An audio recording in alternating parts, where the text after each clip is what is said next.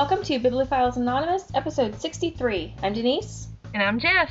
And today we are talking about the latest in Peter Jackson's sagas of Middle-earth, The Hobbit, The Desolation of Smaug.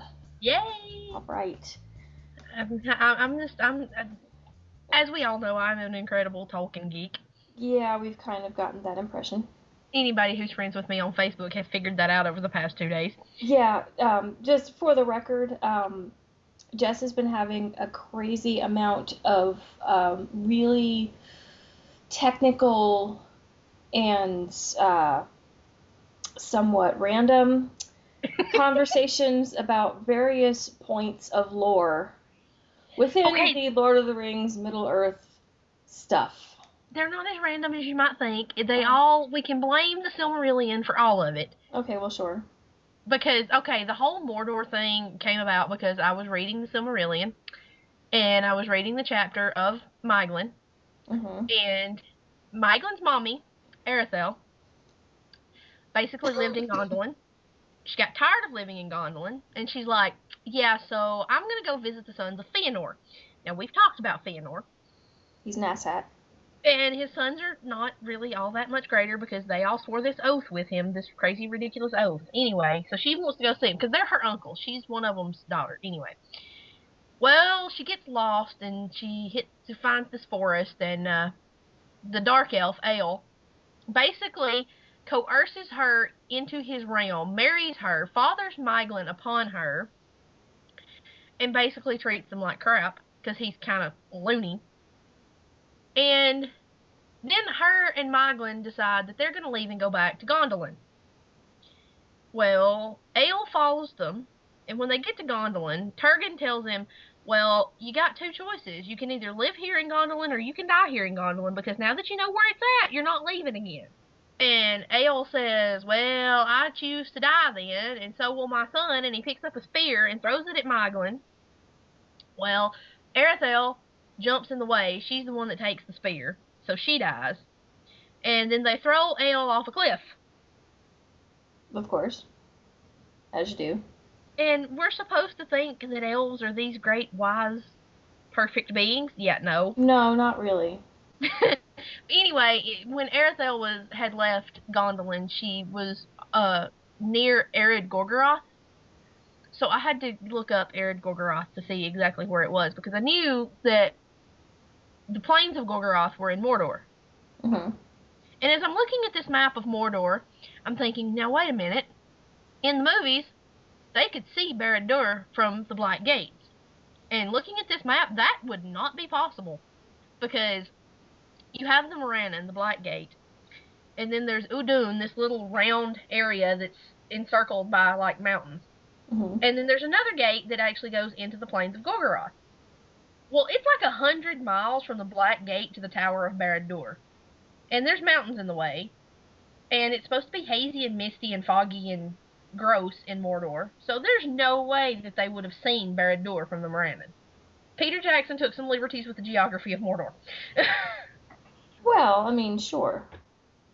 So. I hate to break it to you, but so did Lord of the Rings Online. Yeah, they've taken lots of liberties with geography. Mostly condensing everything down so that it doesn't actually take 4 days to go from, Hobbiton to Bree. Right. But so you've argued about that. You've argued about whether Balrogs have wings or not. Balrogs do not have wings. Which is apparently a really hot topic. Who knew? I didn't know.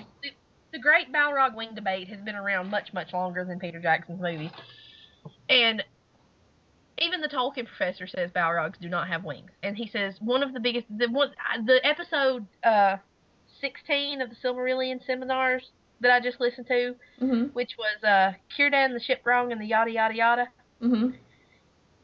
He mentioned that one of the biggest arguments for the fact that Balrogs had no wings and could not fly is the fact that Morgoth never found Gondolin. Because Gondolin was hidden. It was in the mountains, and it was in this circular valley. And he's like, the only way it remains hidden is if Morgoth has no air power. He has nothing that can fly over and see it from the sky. He's like, if he's got Balrogs at his beck and call and they can fly, why is he not sending them out to do air recon? You know? Fair enough. So it makes no sense that if they have wings, they're, useless. But I vote for the not having wings. There's a whole thing. Well, the Encyclopedia of Arda has a article on Balrogs, and there's a whole bunch of stuff in that article about the Great Balrog Wing debate. So we may have to share that link. Yeah, okay. I will put that in the show notes because quite frankly, I didn't realize that there was a whole debate. Yes. And I'm watching you go back and forth with a couple people, and I'm just like, wow, okay, I had no idea. Shows how ignorant I am. Which actually, and as far as I'm concerned, I think that works out to my favor when it comes to these movies because I know there were a lot of things that you bugged you about the movie. Yeah. And we're gonna get to that. But first, let's talk about what we're reading currently before we go off on another tangent. I'm still part of the way through the second book in the Daughter of Smoke and Bone series. I haven't been reading it much because I've picked up on the Silmarillion again, which the Silmarillion is kind of slow going because it's read a chapter and listen to a hour and a half long podcast. Right. But I've made it through. I'm on episode 17 now, which is how you going to keep them down on the farm when they've seen Gondolin. And it's about the chapter about Miglin and Erethel leaving Gondolin and coming back. But I haven't listened to the whole thing yet, so I can't read the next chapter yet. But that's what I'll read the chapter and then I'll start listening to the podcast, and I'll listen to the podcast while I play Lord of the Rings Online. Hi, my name is Jess, and I'm addicted to Middle Earth. No. I would never have guessed that. Also, my Tolkien's World from A to Z, the complete guide to Middle Earth, is a permanent resident on my desk now. Because I got tired of, being in the game or listening to the podcast or reading the Silmarillion and having to go dig it off my bookshelf. So it just lives on my desk now. Well, it's a good place for it.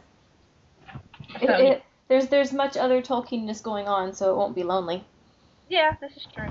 But yeah, that's what I'm reading mostly right now is the Silmarillion because I've gotten sucked into it again because these elves, it's like a freaking soap opera. The elves in the Silmarillion are a lot different than the way the elves are portrayed in the Lord of the Rings, but I agree with that. In the Silmarillion they were young, they were new to this whole living in Middle Earth thing. They didn't have everything figured out. Right. But it's like reading a freaking soap opera. I'm not kidding you. When you get into the chapters, start getting into the chapters about Fëanor and about Miglin and all of this crap, it starts getting really interesting. Oh, it sounds like it. Now, the Silmarillion's always been one of those things on my reading bucket list. It's like I want to read it, and I tried reading it at one point, but it was just... I just could not. I tried really hard. See, I've tried twice before this, and this is the farthest I've ever made it. And it's because of the Tolkien professor, because he takes these chapters and he puts it in where I can wrap my head around it. Yeah. So, I mean, it helps a lot. If you're a Tolkien fan and you've tried to read the Silmarillion and you couldn't do it, I highly, highly, highly recommend get on iTunes and search for the Tolkien professor. Well, when I do it, that's definitely how I'm going to do it. I definitely think that helps. Yes, his Silmarillion seminar, and then they're all of his podcast segments are in the same feed. His Riddles in the Dark and the Silmarillion seminar and his class lectures and all that. So, but the Silmarillion ones, they all say Silmarillion seminar. Right. So it's easy to just pick those. It's helped so much, and as an added bonus, the Tolkien professor, he's awesome. I've interacted with him on Twitter a few times, and he cracked me up last time I talked to him because we were talking about the Belgariad, because he and Dave Kell, one of the co-hosts of the Riddles in the Dark podcast, and one of the Silmarillionaires,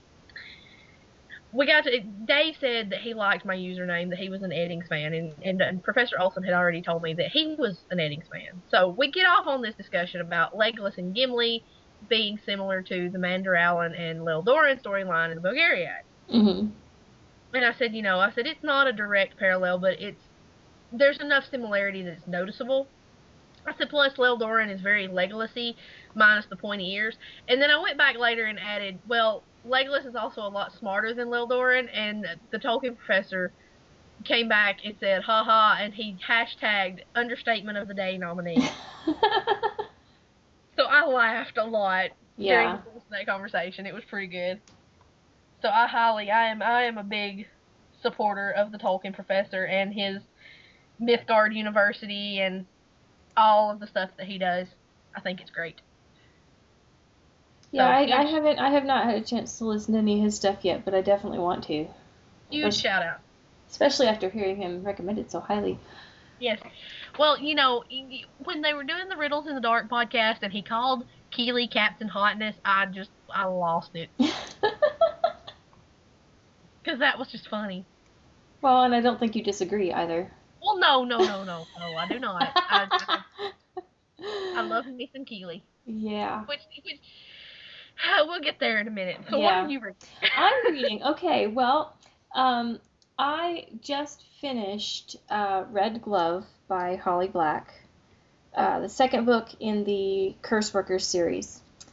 And let me just say it was even better than the first one. I gotta tell you, I am digging this urban fantasy crime family sort of vibe. It's really different from anything I've read before, and I like the characters, but the main thing with this one is that the main character, his name is Castle, and his brother's murdered, and you spend most of the book trying to figure out what happened there, and it could be any number of people, and then you have all of these people who are coming after Castle because they've got the feds who wanted to work with them. You have like one of the major crime families, the father, who is trying to get him to work with them, and there's just a whole bunch of things. This is one of those books where everything is completely uncertain until the very end, and it's still not wrapped up. You know some of the basic things that happened, but everything is, there's still so many questions. There's going to be a sequel? No, there is one. It's called Black Heart, I think. I just got it, actually. Yes, Black Heart. It's sitting on my bookshelf. I'm going to read that after I finish reading the other book that I'm reading at the moment. But it's really, really good. And it's a really good mystery. It's really good suspense, but it still has that, magic quality to it. So I'm really, really enjoying that. And so much so that I bought the whole series in a set on Amazon because pretty much everybody who knows me gave me an Amazon gift card for Christmas. So I have. And I'm sure you complain so much about that. I have a fair amount of them. Well, because also my birthday's right around Christmas, so I got some for that too. Oh, so yeah, I've got a fair amount of Amazon book gift cards to buy books, and I had found the first book in that series at the used bookstore, and for like $3 or something like that. But all of the new ones that have come out all have different cover art and completely different book design and size. So I just went ahead and got the whole set of the new ones, and I'll take the other one back to donate it, just so that they all look nice. Yes. So yeah, I really, really like that one. And like I said, I'm going to start the third book in the series very, very soon, but not until I finish reading Daughter of Smoke and Bone by Katie Taylor, which we will be talking about next week. Yes. And I really can't wait because I'm only about halfway through the book at the moment, but I gotta tell you, I am digging it. It is really, really good. And there are many things that I want to talk about. I'm not even close to being finished yet. But yeah, we're gonna obviously talk a lot more in depth on it, so I'm not gonna talk about it a lot here, but it's really, really good. I am really enjoying it, and after I finish reading Black Heart, I'm probably going to try and continue with that series as well. Yes, Just and I will I will eventually finish Days of Blood and Starlight, I think is the name. I don't know. Oh, let me see. Yeah, Days of Yes. Starlight. I will finish that one, but I've sort of I go through these phases where, my life is consumed by Middle Earth. So, and I'm in one of those phases now, so I don't really want to read anything else. And I'm going to see The Hobbit again probably next week. Yeah, I need to see it again. I'm not. I mean, I only saw it once so far, and Yeah, me too. it requires at least one more viewing, if not, more. Yeah. Well, my friend Bridget and her husband, they're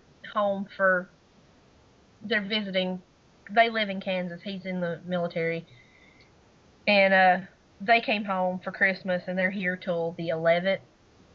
And she said they wanted to go see it, so Okay. I'm gonna go see it with them next week. I get my schedule tomorrow when I go to work, and we're gonna pick a day to go watch it, and I'm excited because I want to see it again.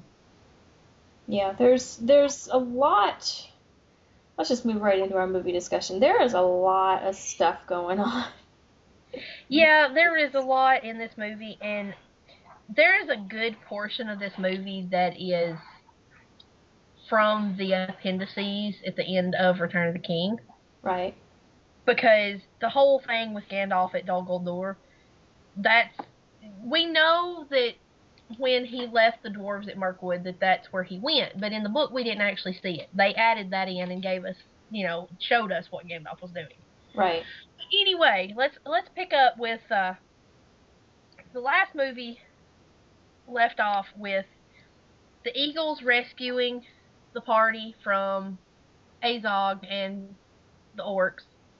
Right. Well, in this movie, we meet Bjorn. Right. Well, I think that was one thing that happened towards the beginning is they are still being pursued by orcs. Yeah. So they have to escape, and Bilbo was kind of scouting out for them, and they were saying that the orcs are coming, but there's also something else out there. It looks like a big bear. Yeah, that's it. And so Gandalf's like, yeah, we probably ought to go. There's a place that we can hide, but we need to go now. And so they end up in this little house, and there's the bear that chases them and almost catches them, and you have the obligatory, they can't quite get the door closed and they have to shove the thing, and you get to see the jaws of the beast like snapping at them because part of this was made for 3D, so you have to see the teeth snapping right in your face. Yeah. Have to have it. And I did see it in 3D, by the way. Oh, you did? Yeah, yes. I didn't. I don't usually see 3D. Sometimes bothers me. Yeah. Well, this one probably would because they use such a high frame rate. Yeah. A friend of mine who's also a Tolkien nut, she said when she went to see the first one in 3D, she got really bad motion sickness. Mhm. Yeah, I can have that issue with some 2D movies, so I usually don't even try. Yeah. It didn't really bother me. But the only time I get motion sickness is if I'm riding in the back seat of a car and look out the window to the side and see the scenery flying by, so I'm good. Yeah, well, I have that problem too, actually. And in this scene, the whole, bear chasing them into this cabin, this is one of my first complaints Here we go. in the movie. Just start listening. Well, I know. And this is their meeting with Bjorn, who is a shapeshifter. He is a man who turns into a bear. And in the book, they come upon Bjorn's house, and Gandalf decides that they need to go in two at a time. He drabbles the dwarves into Bjorn's house. Bjorn is a man shape and not chasing them. He's in his house, and I think it's Gandalf and Bilbo go first, and then he has the rest of them come by two. But he tells Bomber, you're coming last, and you're coming by yourself because you're big enough for two. Because, Bomber's fat. Yeah, he's the fat one. So, that was just completely different, and I missed that being changed. I like the way it was in the book. a little more boring visually, but I would have rather have seen the book version. I would rather have seen the dwarves come in 2 by 2 and Bomber runs in with the last 2 because he doesn't want to be left behind by himself. See, You know, it's been so long since I've read the book. I read it, well, I was going to say this year, but it's 2014 now. I reread it last year. So, it sort of, the tone of The Hobbit, the book, was much lighter than that of The Lord of the Rings anyway. Oh, well, yeah. And Peter Jackson said that they wanted to try to keep some of that lightness, and I think they would have kept more of it had they left that scene the way it was written in the book. Right. Because this just was all, oh my god, there's a big giant bear chasing us, run. Mm-hmm. So that was my first thing that annoyed me. Actually, that was probably the worst offender of the movie, because that was the only out and out, downright, straight up change that I saw that I could not come up with a good reason for. Well, I think probably the reason that you said was because it was more exciting visually.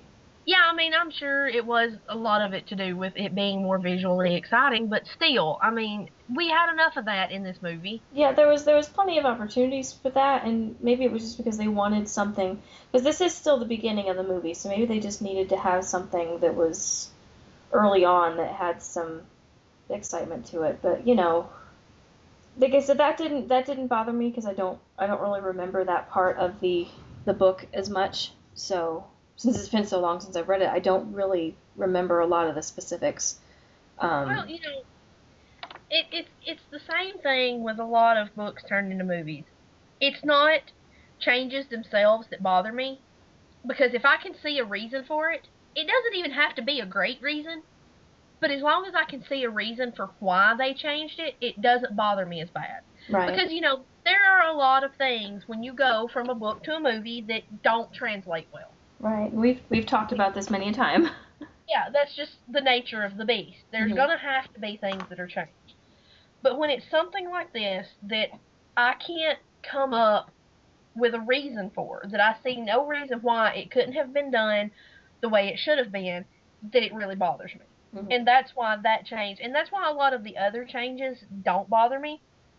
And I shared an article that was actually written by the Tolkien professor, actually, um, about a lot of the changes that were made and how it's not as far-fetched. Some of these changes, they're not as far removed from Tolkien's vision as a Mhm. lot of people think they are. Because for one, a lot of the information that's being added is canon. It is part of the story. It just wasn't in the book. He wrote it later. Tolkien himself is guilty of retconning The Hobbit, Mhm. retroactively going back and making changes, because the original version of The Hobbit, Gollum was not nearly so sinister. Right. He was friendly. It was a friendly game of riddles with Bilbo, and when Bilbo won, he was just like, "Oh, okay, here's the way out. See you later." Right. He wasn't evil and sinister and didn't have that dark side to him. And once Tolkien started writing The Lord of the Rings, he realized that he had to go back and make that change. So, chapter 5, the Riddles in the Dark chapter, is completely different in the original version. Tolkien himself is guilty of making these changes, and a lot of the stuff that Peter Jackson changed kind of fits in with the way I think Tolkien would have done things could he have went back and changed everything. Mhm. So they don't really bother me that bad. Like, Legolas being in Mirkwood. Right. Because I think we talked about that before. Because basically after they leave Bjorn's house, Bjorn, is Yes. his name right? Okay. When they leave his house, uh, they decided they're gonna have to go through Mirkwood to get where they're going, and that's when Gandalf leaves them and tells them to stay on the path, which that doesn't work so well. No. Okay, in the whole thing in Mirkwood, That's the other thing that really bothered me. Because, okay, they go into Mirkwood, and they're set upon by these spiders. Big, scary, nasty spiders. Yeah, they're not as big and nasty and scary as Shelob was. They're good enough for me. I'm fine. Yeah. I mean, well, Shelob was the last of the really, really intelligent spiders. She was the daughter of Ungoliant. And Ungoliant is one of those things that comes in the Silmarillion. She was the mother of all spiders. She was this big, ugly, she was a real nasty piece of work. And Shelob was her daughter. Well, the spiders in Mirkwood are sort of several generations removed descendants of that kind of spider. They're not as smart, they're not as big, they're not as nasty. Okay, well, they are as nasty, but they're not nasty. Big. They're not as big and they're not as smart. Okay, I'll give you that. So, they're set upon by these spiders. And I'm so sad that Bilbo did not yell Attercop, Old Tom Naughty at the spiders. Because that's what he did in the book, because it really, really cheesed off the spiders. Okay. And it would have taken half a second for him to yell that at the spiders. I mean, there's no reason for it to have been cut out. I was so looking forward to hearing Bilbo, yell at the spiders. And it was kind of creepy when Bilbo put on the ring and you could hear the spiders. You could understand what they were saying, yeah. Yeah, that was kind of creepy. Ew. But in the book version of things, the dwarves and Bilbo extricate themselves from... Actually, Bilbo extricates everyone from the spider situation. And then... They did that in the movie, too. Yeah, but they didn't have help from elves in the book. Okay. Bilbo took care of it. Bilbo is the one, because that's when he named his sword Sting. Right, and they did that in the movie, too. They did include that, thank God. But, in the book version of things, after they extricate, I can't remember if it's before or after they get out of the spider situation that they come across the water and Bomber falls in and ends up sleeping and they have to carry Bomber through Mirkwood. I was looking forward to that part too, but they didn't do it. That would have been funny. Yes, exactly. That was kind of why I was looking forward to it. But in the movie, Legolas and Toriel and a few other elves, or is it just Legolas and Toriel? No, there's more.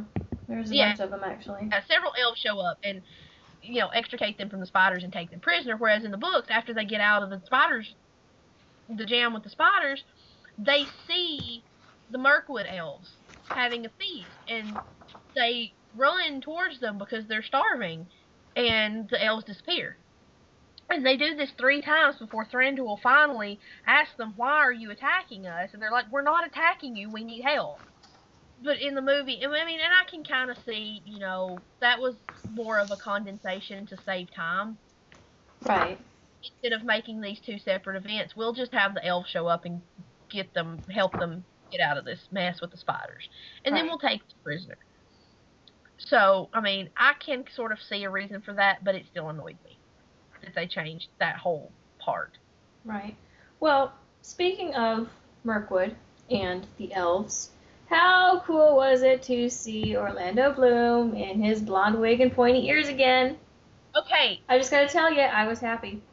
Well, okay, look. I love me some Legolas. I love Legolas in the books. I love me some Legolas Orlando Bloom, too, because when the original trilogy came out, I was in that target demographic that they were shooting for when they cast Orlando Bloom as Legolas. Yes. I was one of those hormonal teenage girls that went, oh my god, he's pretty. He is pretty. And, I also, I now own the tiny little giant-headed vinyl figurine of Legolas. But anyway, that kind of annoyed me, but not that much, because there is no proof in canon that Legolas was not in Mirkwood when the party went. They didn't encounter him because the character didn't exist in Tolkien's mind at that time. Mm-hmm. But Thranduil is the king of Mirkwood, and Legolas is his son. There's no reason that he could not have been there. Right. So, theoretically it is possible, and, of course, if Orlando Bloom is willing, they're going to put Legolas in the movie. Why not? They need some eye candy. They already have Keeley. Well, But they already have Thorin too. see, Thorin's not bad, but hey, Keely, just Keely. I'm not saying there's anything wrong with Keely either. I'm just saying that, I give mean, give granted, I'm not Thorin one of his them. due. Well, like I said, Thorin's not bad, but my friend Danielle might, kill me if I change allegiance to Thorin because Thorin is hers. Oh, okay. But yeah, like I said, that one was a minor annoyance, and a lot of people got upset about the addition of Toriel. But the addition of Toriel didn't bother me because, okay, obviously there are female elves, Yes. and there's no reason why one of the jailers in Mirkwood could not have been a female elf, and if you're going to have her there, you might as well give her a name. And I have to say too, I thought that Evangeline Lilly was a very good choice. yeah, I mean, she did a good job. I like Toriel, and at first I had a huge problem with the dwarf elf thing. The little Flirty, flirty thing. Yeah. yeah. Well, But elves and dwarves don't typically, no, talk so but much. as it was, I don't remember if it was in the Tolkien Professor or where I read it. I don't think it was him. I think it was somewhere else. Dwarves and elves, that attraction is not unprecedented. Because, think about it, Gimli was infatuated with Galadriel. That's true. Well, that's a very good point, actually. So, it's not completely outside the realm of Middle Earth, of Arda, that a dwarf can be attracted to an elf. Right. Now, but an elf being attracted to a dwarf, though, that's another question. Yeah, that's a little weirder. Because she was very concerned about him. So much that she deserted, basically, to find what happened to him. Yeah, and ended up saving his life, because he used to be an adventurer, and then he took a mortal arrow to the knee. Yeah. But, yeah, that was, I mean, it didn't really bother me so much that it detracted anything, because, if dwarves are going to look like Keely, then by all means. Yeah, I mean, if I go right ahead. I mean, if she was going after like Bomber or something, I might have an issue with it. But if you're gonna hit on the young hot dwarf, then I can understand. Yeah, I'm all for the young hot dwarf. I want one. I wanted him under my Christmas tree, and that just didn't happen. Nobody got him for me. Well, I would have tried, but he's so expensive. I know. And you wouldn't believe the shipping costs.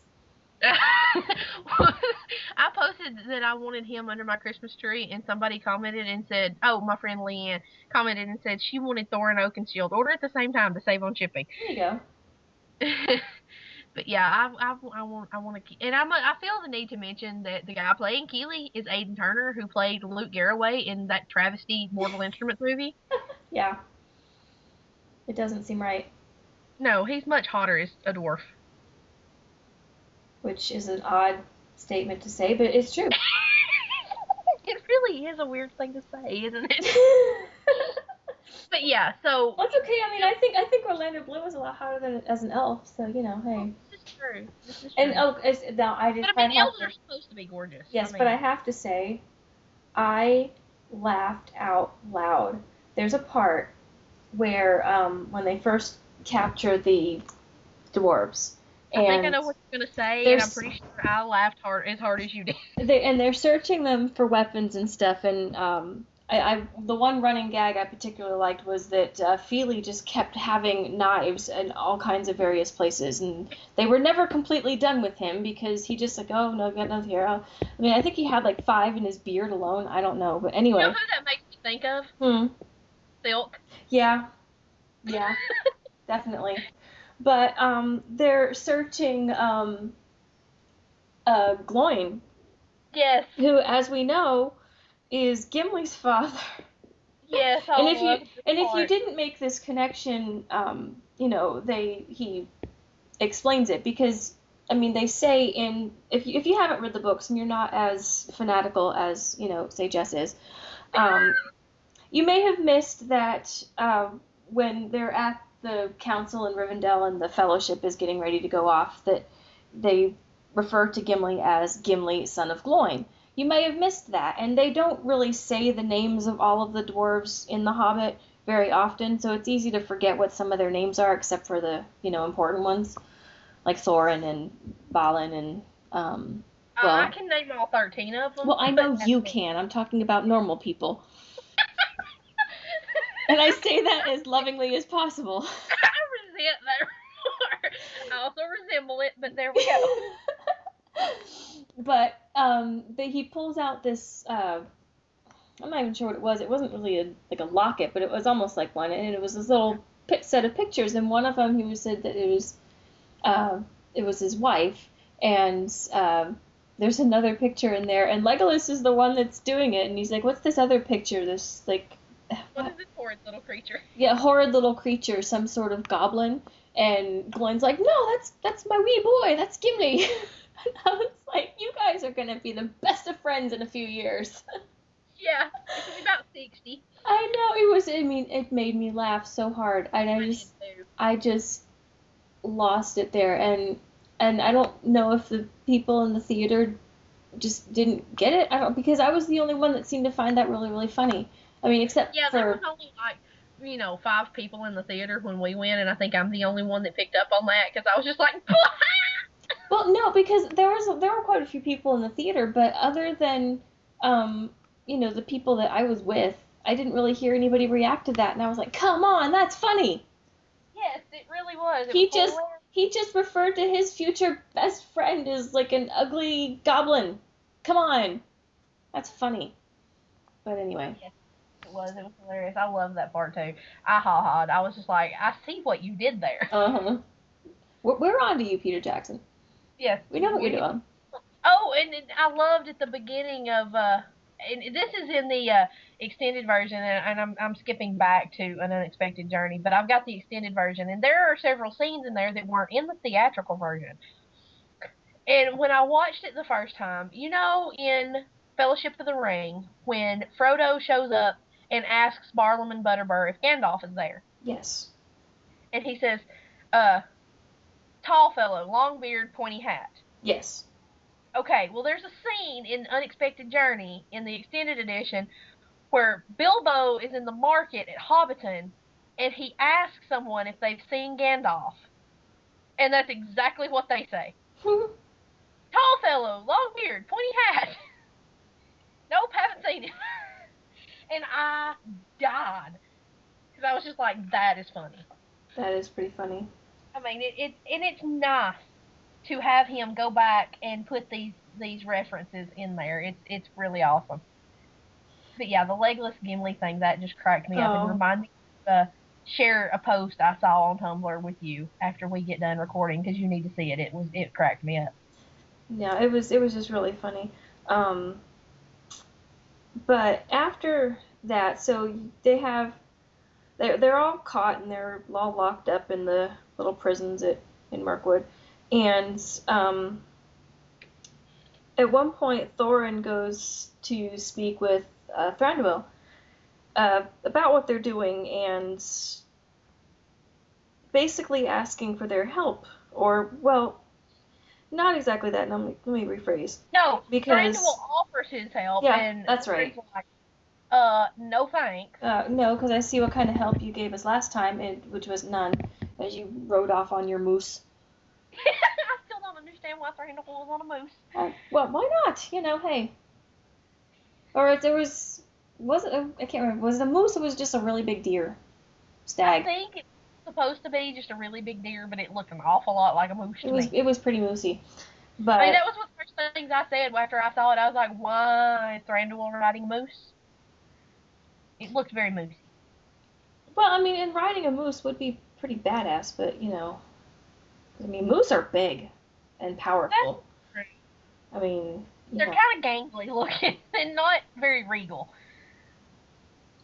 Well, I guess. I don't know. I think it could work. Actually, I think Thranduil could probably rock just about anything.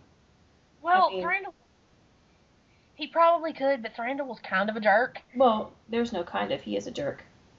It's an elf thing. I've become convinced between the Silmarillion and the way Thranduil is, and even Legolas in this movie was kind of a jerk.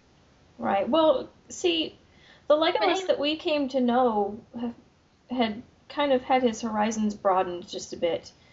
Yeah, So he had been a Gandalf's influence and not just, Thranduil's. yeah, so he had seen a lot more things than just being kind of sheltered in their own little Mirkwood bubble, you know.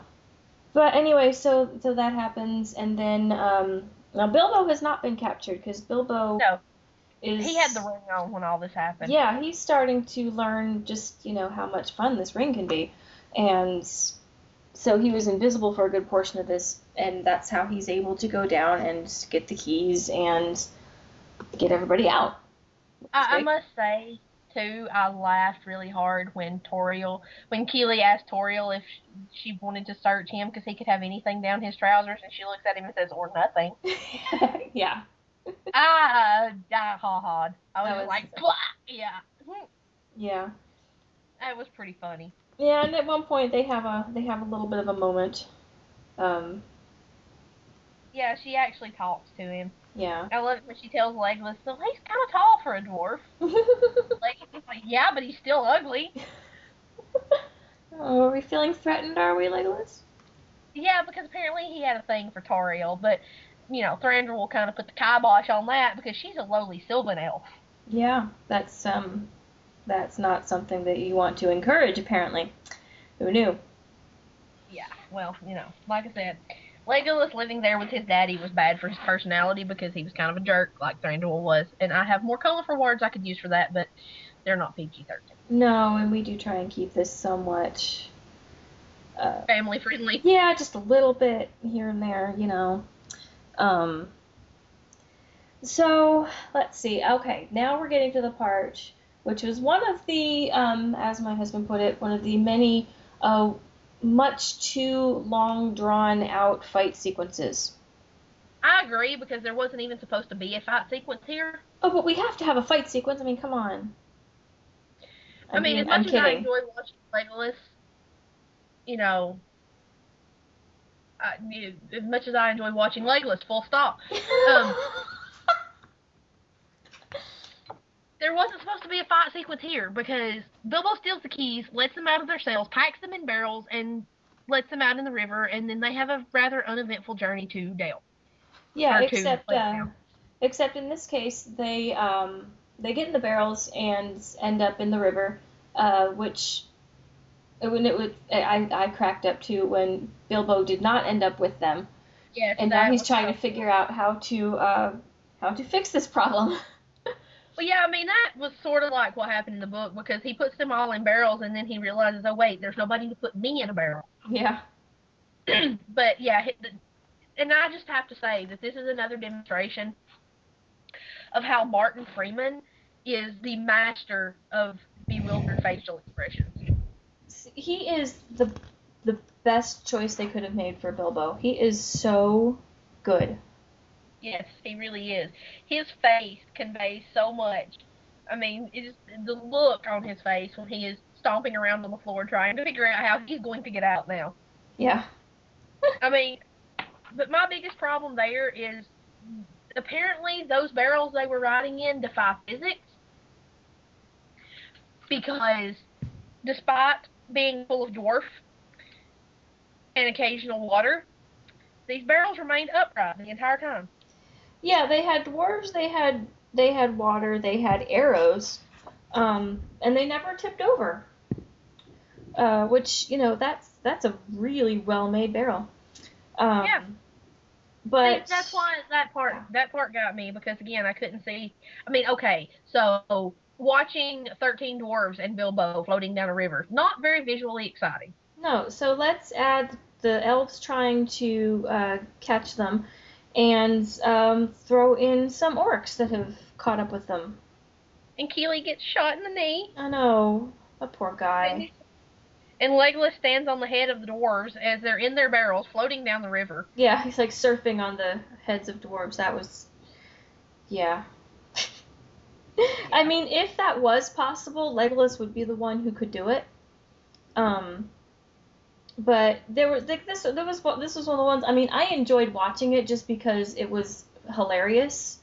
But you just kind of sit there and like, okay, yeah, it's starting to get a little thick here. This is a little over the top. I mean, Yeah, and a little bit. not that he didn't do over the top stuff in the other movies. I mean, I seem to remember Legolas taking down an entire Oliphant by himself and then surfing down the trunk as the thing fell down. Yeah, I mean, Yes. okay, like you do. Um, but yeah, this it was again, this was one that just went on for too long, and they could have stopped it a lot earlier and still have been fine. But like I said, it was still enjoyable to watch. It was just, that was one of the things. It kind of drew me out of the story a little bit because I'm just kind of like, okay, come on, let's get going. Yeah. Well, like I said, it was long and drawn out, way too much, and it wasn't even supposed to be there in the first place. So that part kind of irked me too. And Bilbo didn't have a cold when they got to Lake Town. He was supposed to have a cold because he rode down the river and got wet. But then again, everybody rode down the river, rode down the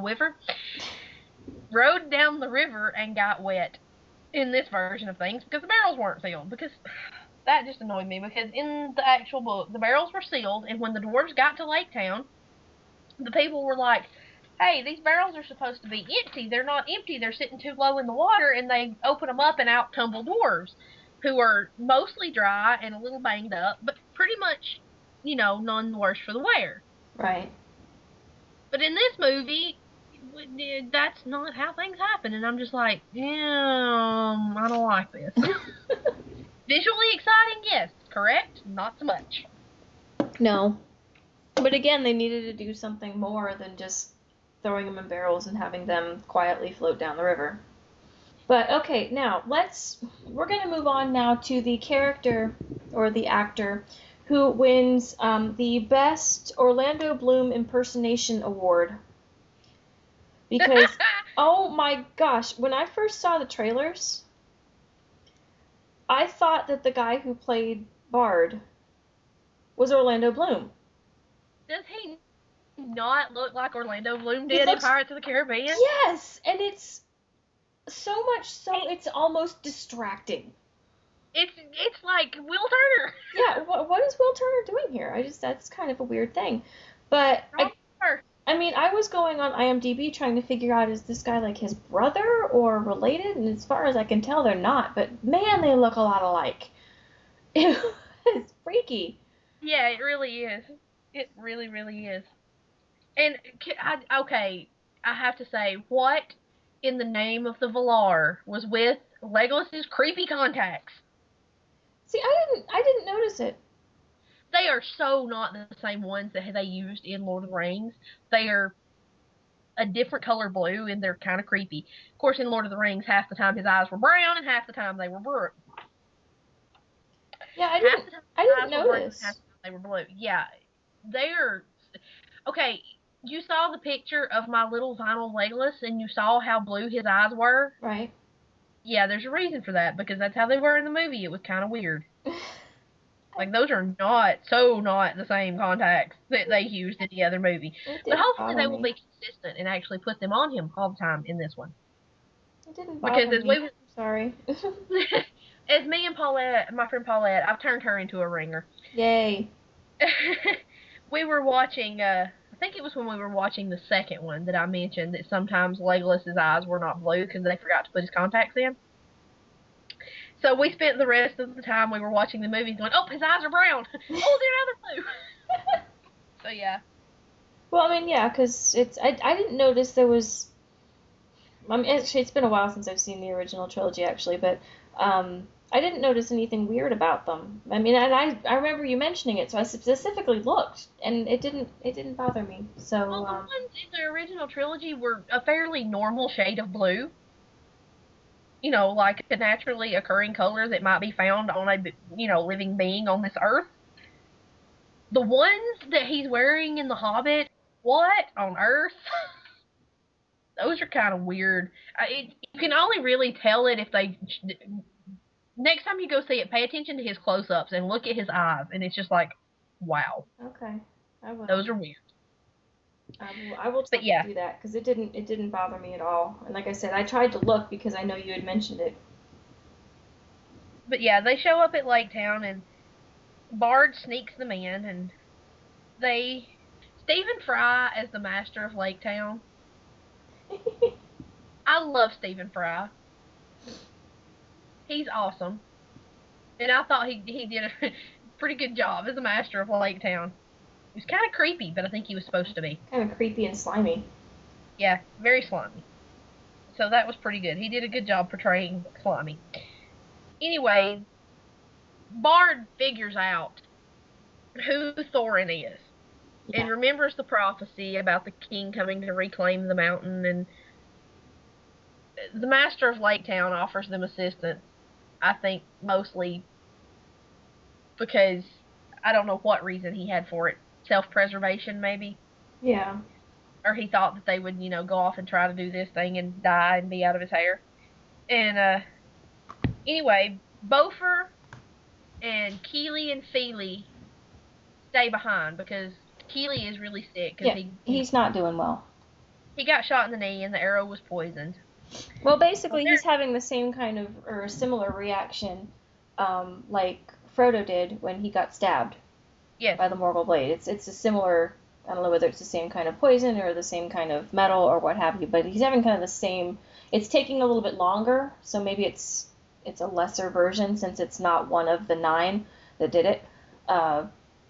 But, yeah, he's not doing well, especially at this point. He's barely able to walk. And he's very pale. And I felt so bad for him. Yeah. I mean, he's been wanting to reach Erebor, and they had all set out together, and now he's gonna be separate and not get to see it, and it was so sad. Yeah. Which brings us to, they finally reach Erebor, and yet again, Bilbo, like Frodo figured out the gates of Moria, Bilbo is the one who figures out the door to Erebor. Because, they're sitting there and Gandalf's trying to figure out how to open the door to Moria, and Frodo's just like, what's the Elvish word for friend? Melon, and the door's open. So, Frodo's the one that figured that out. And Bilbo's the one that figures out that the last light of Durin's day is the moon. Is moonlight. Yeah.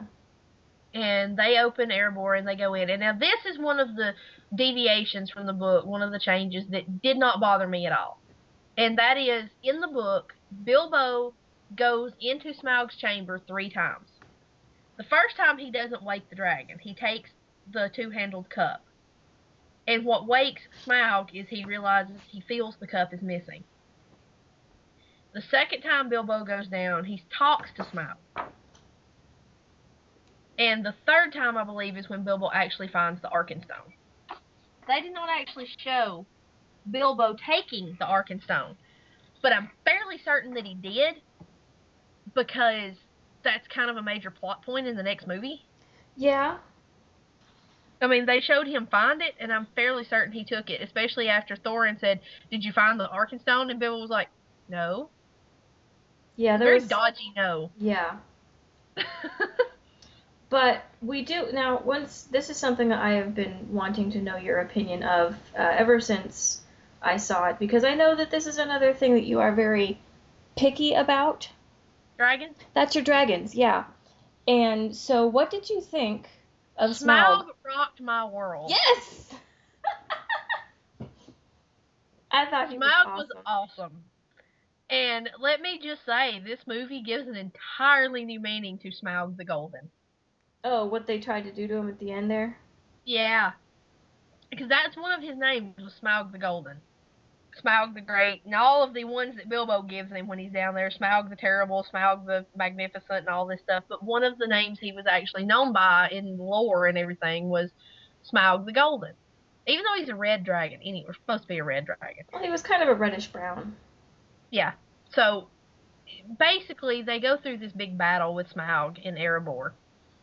And they get him into the throne room, the Hall of the King. And there's this ginormous golden statue of Durin, I guess. Somebody. I'm sure it was Durin because, Thorin is the heir. Thorin, Keely, and Feely are the heirs of Durin. Because for those who didn't know, Fili and Kili are Thorin's nephews. Okay, I knew they were kin. I didn't know the exact relationship.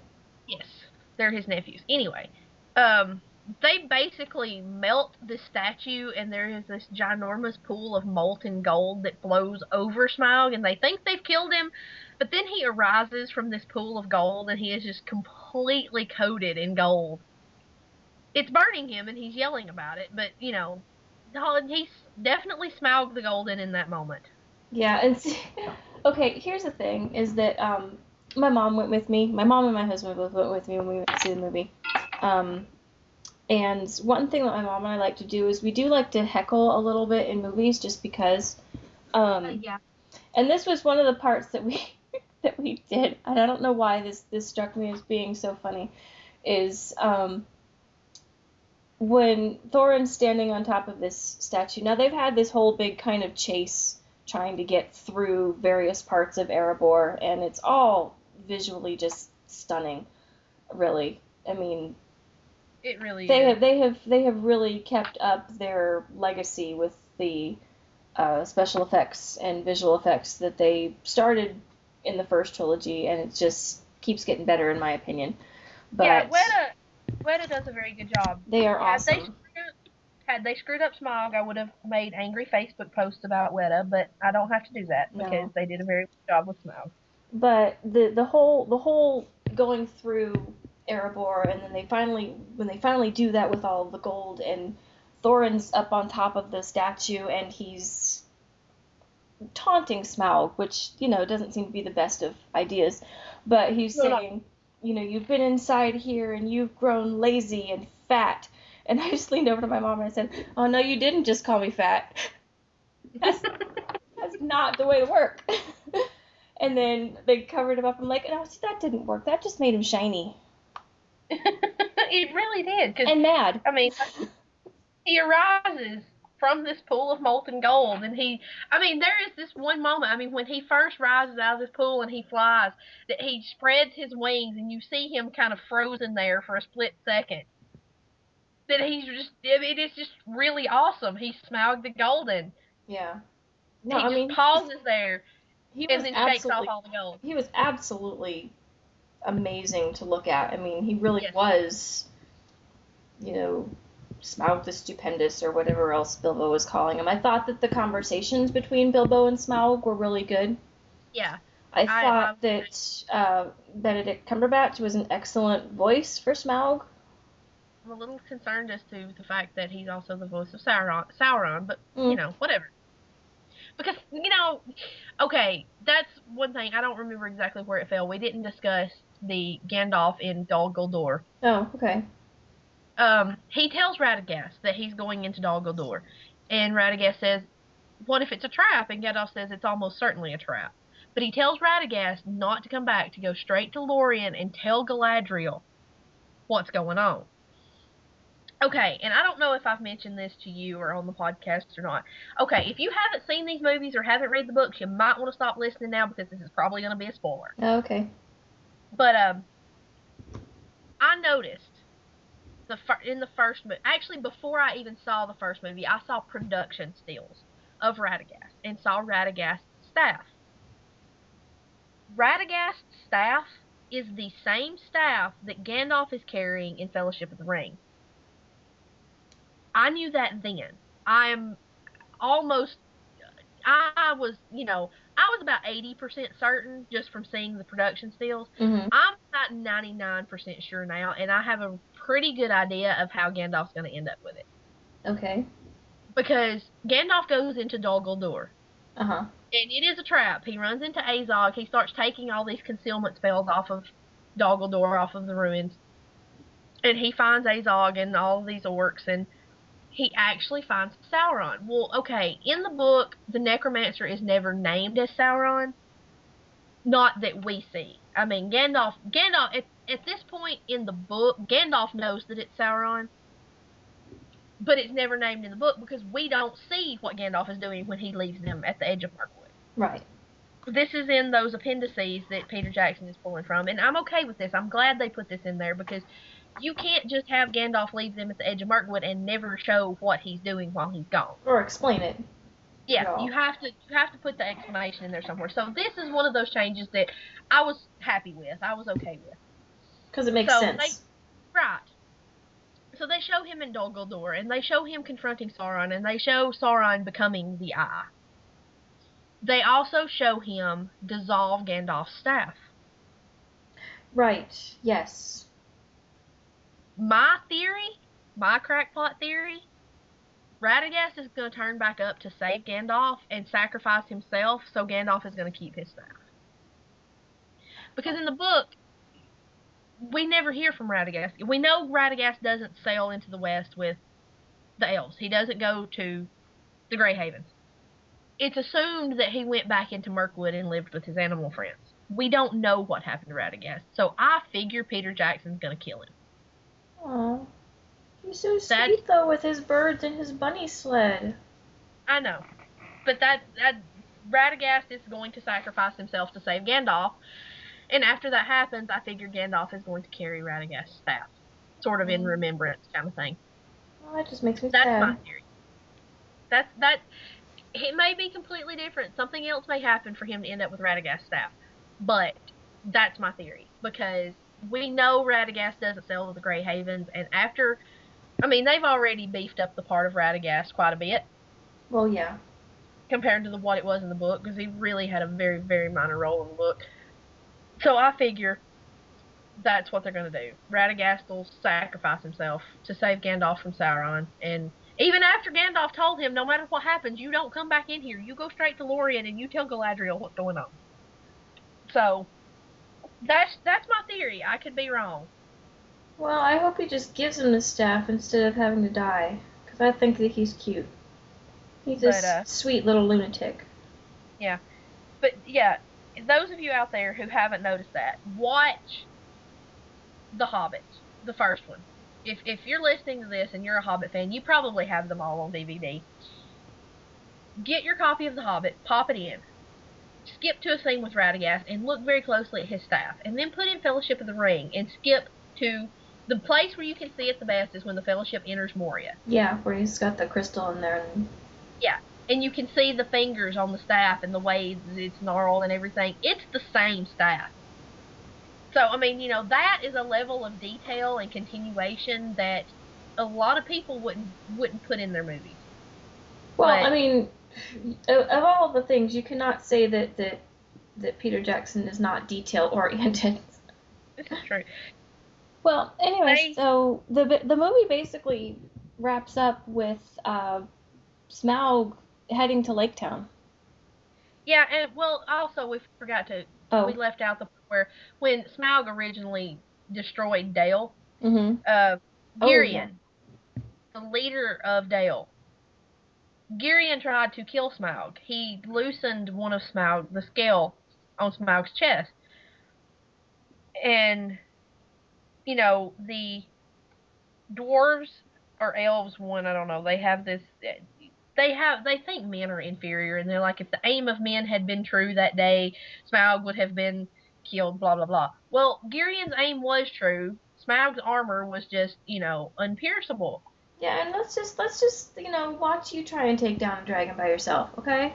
Before you start judging people. These black arrows and this big thing they're shooting them out of, I'm pretty sure that's not how it worked in the book. I'm pretty sure Bard shot the black arrow out of a regular bow. But anyway, Bard still has one of the black arrows. Mm-hmm. And Bard knows that Bard is Girion's heir. Bard is actually supposed to be the leader of Lake Town. Well, he still has a black arrow, and he decides when they realize that the dragon is coming out of the mountain and heading for Dale, he decides he's going to take the dragon down once and for all. I'm just wondering how they're going to let him know that the scale is missing off of Smaug's chest, because in the book it was a thrush that told him. I don't know. So I don't know how they're going to inform him of the... Well, actually, no, he already knows, because they said something about, Girion's arrow loosened a scale on Smaug's chest. So he already knows. So apparently they're going to leave out the thrush. Because, see, Bilbo, in the book, Bilbo saw it. Well, in the movie he saw it, too. Well, yeah, but in the book, it was Bilbo that discovered that it was loose, that it was missing. And I don't remember exactly. I don't know if he told the thrush or if the thrush overheard, but the thrush told Bard.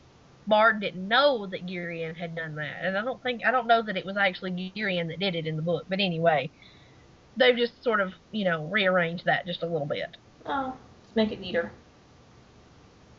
So, I don't know if he's gonna, use this big, huge bow mounted on top of this tower thing or what, but It'd be pretty I'm cool. pretty sure. Yeah, I'm pretty sure in the book it was just a regular black arrow and it was shot out of a regular bow, but whatever. It's gonna be impressive anyway. If it's in a movie, you gotta go bigger. Go big or go home. Yeah. But yeah, that's where the movie ends. Is that Smaug is headed to Lake Town and he's really, really mad, and so that's not good. No. And actually, I thought the ending was really abrupt. Actually. Yeah, it was sort of a clip, but originally this was planned to be 2 movies, and then they changed it into a trilogy. So I would imagine it was kind of hard to find a place to stop. Yeah, that's probably true. And this builds anticipation. Well, I mean, yeah, and I expected there to be some sort of a cliffhanger, but it was just a really abrupt cliffhanger. It was just kind of like, Smaug is flying away and Bilbo's watching him go, and this is something like, oh, what have we done? Fade to black. Credits. Like, oh, yeah, okay. It really was. All right. But, there you go. Overall, I'm content with the movie. There are things that annoy me about it. There were things that annoyed me about the original trilogy. But I think Peter Jackson, both with the Lord of the Rings trilogy and with these movies, has done about as good of a job as Tolkien fans could have hoped for. Right. He really has made an effort to remain true to the spirit of Tolkien's works, if not to the letter. Well, I think that's a big part of it, because it's one thing to have somebody get the rights to make a book into a movie, and they're going on. I mean, this has been happening a lot lately with some of the more modern book to movie adaptations. Is they'll just grab it and they know it's something that's popular, so let's turn it into a movie to make a quick buck. And so that's why we've ended up with so many crappy book to movie adaptations, because we have people who basically don't care as much about the story or about the characters. They're just looking to capitalize on something that is already kind of out there in the pop culture. But with these movies, I mean, you knew that they were going to have an audience just because of, you can't keep a good Tolkien fan down. Yeah, I mean, the books have sort of a cult following. Yeah. But to have somebody who cares so much about these books and about these stories, I mean, sure, they're making a killing on them, but they also really care about telling this story. And of course, yes, they are embellishing it and they are changing around some things, but the overall story is pretty much staying the same. And they're having a good time with it. Mm-hmm. And, making everybody else have fun with it too. And you can just tell every time I've ever seen Peter Jackson interviewed, and since I've watched all of the behind the scenes stuff with all the extended editions, I've seen him interviewed a fair amount. Yeah. Because there's a lot of extra material on those things. Yeah. I don't think you can find those extended editions anymore. Oh, that's just sad. I think they were like a collector's kind of thing that you had to get then, because I don't think you can find them anymore. Because they have the extended versions that are in the slim cases that don't have so much extra stuff with them. Oh, you got to have all the extra stuff.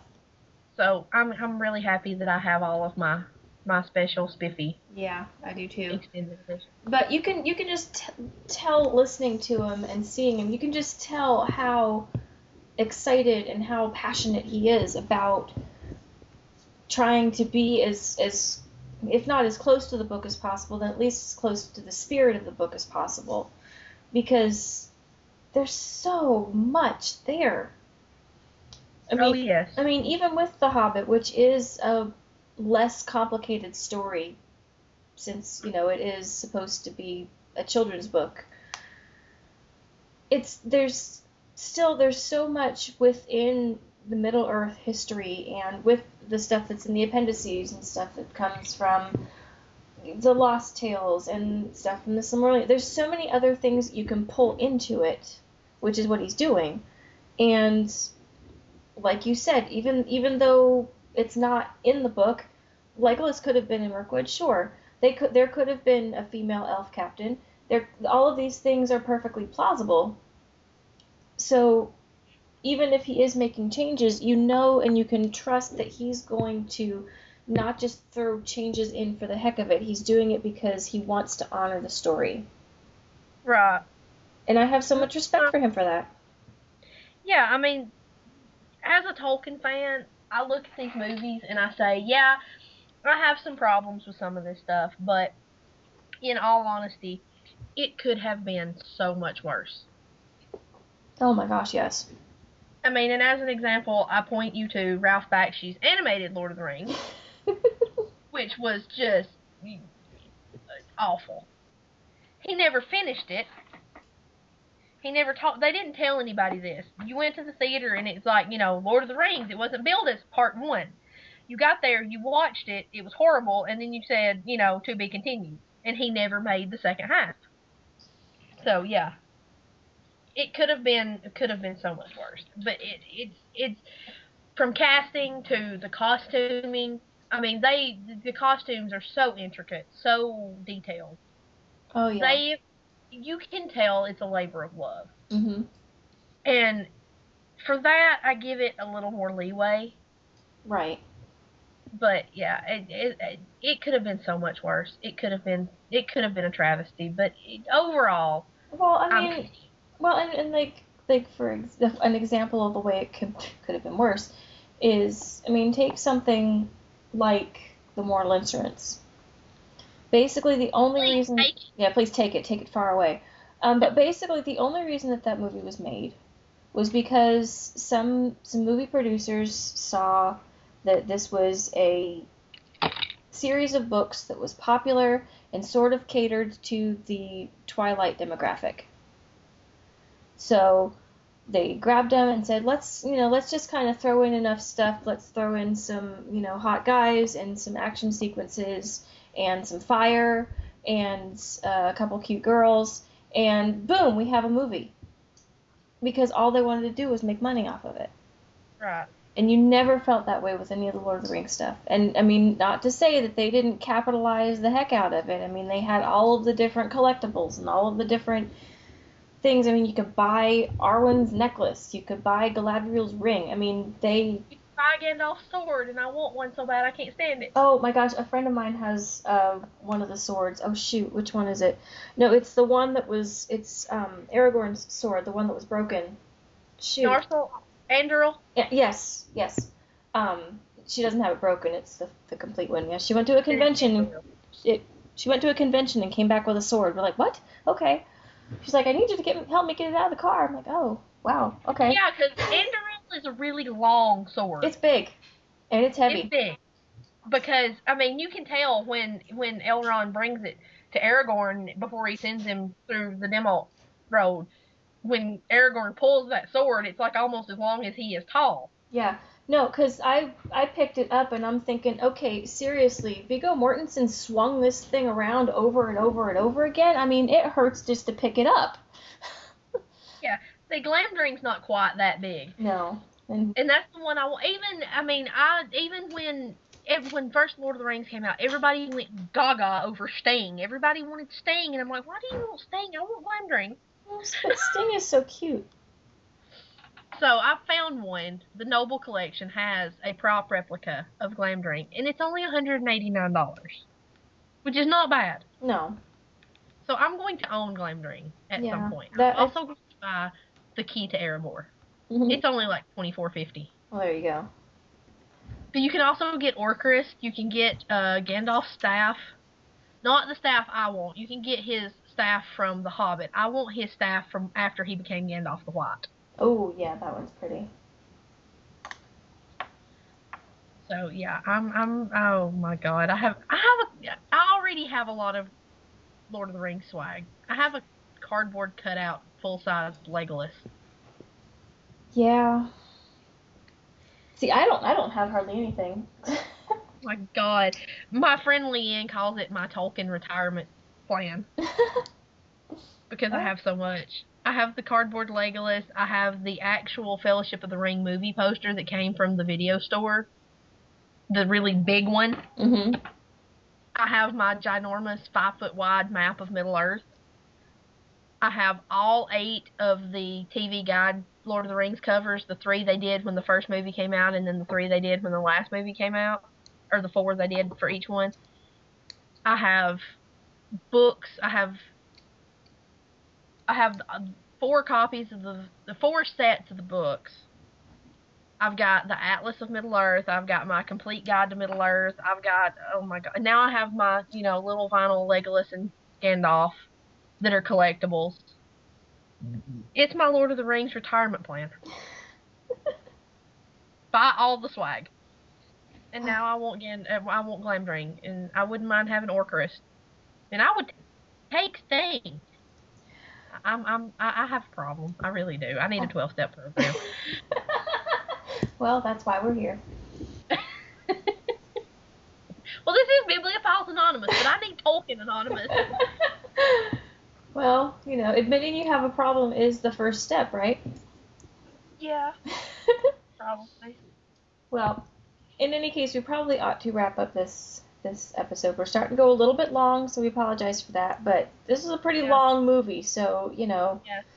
There's some pauses you can edit out to make us sound smarter. Oh well, I do that anyway. So that you don't get all of us going. Yeah, we do that quite a bit actually, and people are none the wiser, and it's going to stay that way. But overall, I would say that we enjoyed the movie. Yeah. I mean, issues aside, it's a fun movie to go see. And like we said with the first one, it's just fun to, hang out in Peter Jackson's Middle Earth again. And I love these movies, I do, but I have fun picking them apart. Mm-hmm. Because I'm a nerd that way. I noticed. No, surely not. Surely it's not that obvious. It's kind of obvious, but in a good way. Anybody. It's a secret. It's a poorly kept secret. This is also true. I mean, all you have to do is look at my wall on Facebook, and you can tell it's a very poorly kept secret. Yeah. Yeah, I noticed that your picture, was it the banner or the cover picture? I don't know, whatever it is. Cover photo. Yeah, that's what it's called. Is just like the dwarves. It's all 13 of the dwarves. Yes. It really, yeah. But anyway, so yeah, we're going to end our discussion here. Just because if we could go on much longer if we really wanted to. Oh, I could start in on the Silmarillion stuff again. Oh, no, I gotta go to bed at some point. Those zany elves. But anyway, we would like to hear what you guys thought of the movie. So, if you are a diehard Tolkien fan and you had more issues with certain things and the way that they were done, let us know.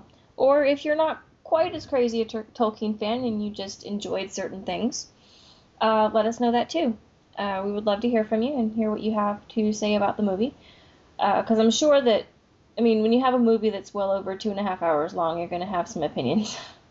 Oh, yes. Oh, but it was worth it. Even though some of the action scenes could have been cut down, but still, it was so much fun just to be there. It's just a fun movie, But anyway, so let us know what you thought. And you can reach out to us a number of ways. You can always email us at bibliophiles.podcast@gmail.com. You can find us on Twitter. We are at BibAnonPodcast. We're also on Facebook and on YouTube and on Goodreads, although we don't really do a whole lot over on Goodreads. We probably ought to. And, of course, you can always visit our official website, www.bibliophiles-anonymous.com, and can leave us comments over there. Yes, and please, please, please come start discussions with us about Tolkien, because would make me happy. Yeah, trust me, you will get some good Tolkien discussion. Anyway, so next week we will be talking about uh, Daughter of Smoke and Bone by Laini Taylor. So be sure to join us for that. And we are putting together our books to be discussed on the podcast list. So if there are any that you want to hear us talk about or hear us review, let us know that too. We did get a request on Facebook for more Tolkien. Oh, well, okay. We can see about that. Well, she's like, The Hobbit, Lord of the Rings, Tolkien. I was like, well, our next episode is our first episode of 2014 is discussing The Hobbit. So there, checked it off the list. There you go. But I'm sure we could probably come up with some other Tolkien stuff too. But if there's anything else you would like to hear us talk about, be sure to let us know. And other than that, I guess we will talk to you next time when we are talking Daughter of Smoke and Bone. Yay. So until then, bye. Bye.